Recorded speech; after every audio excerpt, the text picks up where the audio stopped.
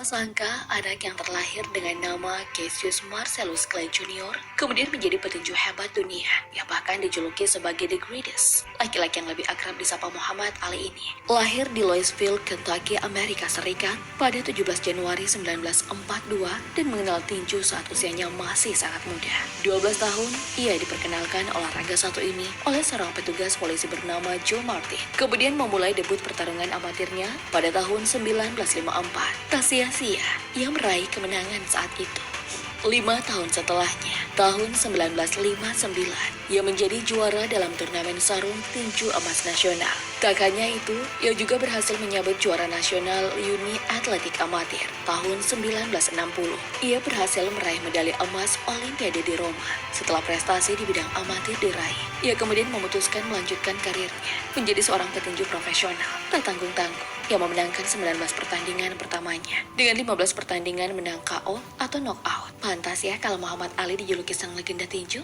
Tak hanya dikenal sebagai petinju legendaris, satu hal yang juga sangat melekat pada Ali adalah identitasnya sebagai seorang muslim. Keputusannya menjadi mu'alaf sebenarnya tak bisa digolongkan ke dalam pencarian panjang. Sebab ia masuk Islam karena melihat kartun di sebuah koran. Kartun itu menunjukkan seorang pemilik budak putih memukul budak hitam yang kemudian memintanya berdoa kepada Yesus. Ali menyadari hal itu salah. Dari kejadian itu, ia sudah tidak mau memakai nama Cassius Clay. Saat karirnya sedang di puncak, ia kemudian memilih memeluk agama Islam. Momen sakral ini terjadi pada 1964. Ali memenangkan kejuaraan kelas berat setelah berhasil mengalahkan Sonny Liston. Kemenangan itu sekaligus mengantarkan Ali meraih gelar juara dunia pertamanya. Saat itu, ia pun menyatakan untuk masuk Islam. Ali berkata, "Saya percaya kepada Allah. Saya bukan lagi orang Kristen, tapi tak semua orang bisa menerima keputusan Ali." Salah satu media tak mau menggunakan nama baru sang petinju ketika memberitakan perihal dirinya. Masalah itu ternyata tak menghalangi karirnya. Ali kembali memenangkan pertandingan saat melawan Liston pada 25 Mei 1965.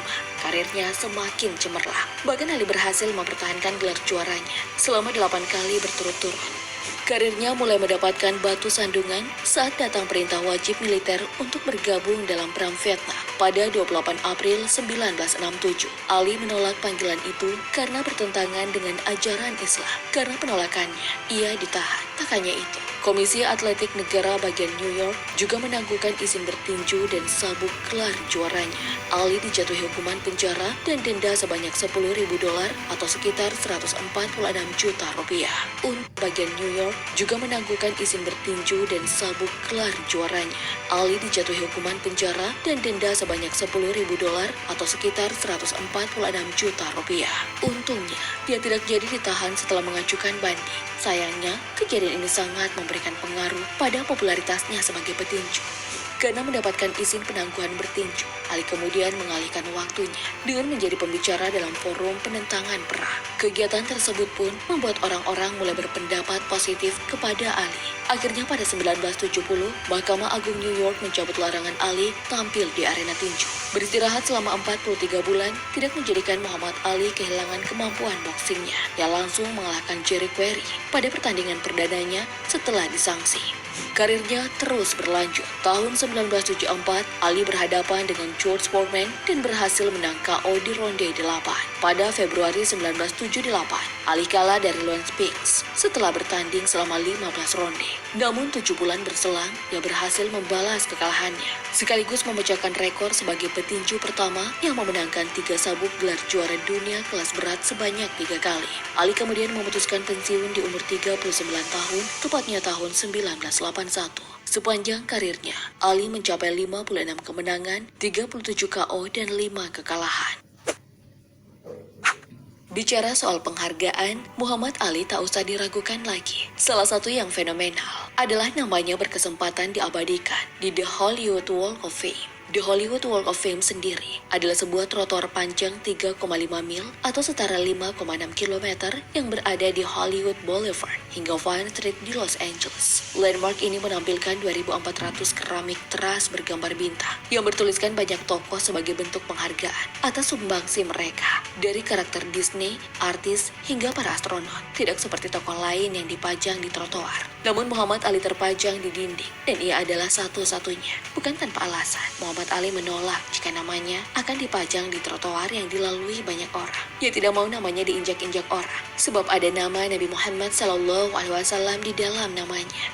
Ali tak hanya dikenal sebagai petinju, tetapi juga pahlawan bagi warga muslim di Amerika Serikat. Ia begitu dipuja di negeri pemansa karena mati-matian menegakkan keadilan, dermawan, dan melakukan penentangan-penentangan terhadap kebijakan Amerika Serikat. Salah satunya, Perang Vietnam. Pengaruh besar Muhammad Ali bagi warga muslim di Amerika diakui banyak orang. Salah satunya adalah Bob Arum, seorang promotor tinju. Saya meyakini bahwa dia memiliki dampak yang lebih besar karena dia adalah seorang petinju hebat dan melakukan pengorbanan besar, menanggalkan karirnya demi apa yang dia yakini selama 3,5 tahun. Bahkan, Nihat Awad, Direktur Eksekutif Dewan Hubungan Amerika Islam, meyakini kehebatan Muhammad Ali. Muhammad Ali adalah hadiah dari Allah tidak hanya bagi muslim, tapi juga bagi dunia. Cintanya kepada Islam menjadikan ia tidak segan-segan untuk membela Tuhannya jika dihina. Apapun akan dilakukannya, termasuk menghajar rivalnya, Joseph William Frazier, atau lebih dikenal dengan Joe Frazier. Ia adalah rival abadi Muhammad Ali dan disebut-sebut sebagai petinju yang mampu mengimbangi Ali. Terhitung pertemuan mereka terjadi sebanyak 3 kali. Pertama pada 8 Maret 1971, dalam The Fight of the Century, Madison Square Garden, New York, Amerika Serikat menjadi tempat duel perdana mereka. Tempat ini pula yang menjadi saksi kekalahan Muhammad Ali atas Joe Frazier. 3 tahun setelahnya pada 28 Januari 1974, mereka kembali bertemu di tempat yang sama. Duel kedua itu untuk memperebutkan gelar NABF. Rivalitas keduanya memang kerap kali terlihat, tak hanya di ring tinju, tapi juga di luar ring. Mereka sudah terbiasa saling melontarkan komentar pedas, bahkan hinaan satu sama lain. Aksi saling hina terjadi sebelum pertemuan kedua mereka dimulai. Joe Frazier mengusik kesabaran Ali dengan mencoba merendahkan Tuhan Ali. Tak sampai di situ, Joe Frazier semakin memprovokasi dengan berdiri sambil mengayunkan tinjunya beberapa kali ke arah Ali. Akhirnya hinaan itu dibalas Ali di atas panasnya lantai duel. Tak sampai di situ, pembalasan Ali ternyata berlanjut. Pertemuan keduanya kembali terjadi di Filipina pada 1 Oktober 1975, bertempat di Coliseum Filipina dengan tema The Thriller in Manila. Dalam duel brutal ini, Ali kembali keluar sebagai pemenang. Pertempuran ini ternyata membuat Joe Frazier kewalahan. Pasalnya, ia sampai harus kehilangan penglihatan dan hanya bertarung dengan satu mata. Bahkan ia sudah terkena pukulan-pukulan keras dari Ali. Karena itu, usai pertandingan, Frazier harus dibawa ke rumah sakit dan dilarang memasuki lantai duel tinju selama 10 bulan. Sahabat beriman, ada banyak orang yang akan bereaksi sama dengan Ali jika kepercayaannya diusik. Lalu menurut kamu, kekalahan Frazier adalah karma karena telah menghina Allah? Allahu a'lam bishawab. Wassalamualaikum.